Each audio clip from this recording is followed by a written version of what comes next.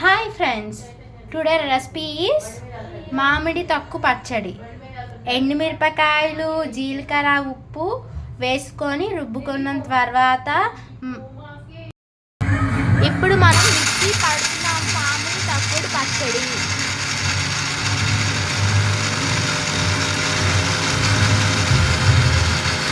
ఎమ్మి మామిడి తొక్కు పచ్చడి మిక్స్ అయ్యింది చూడండి.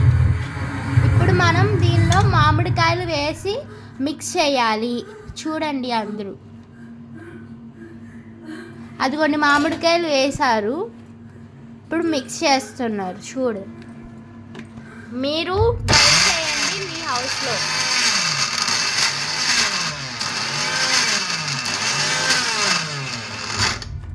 మీరు ఇలాగా మీ ఇంట్లో ట్రై చేయండి, మీకు బాగుంటుంది.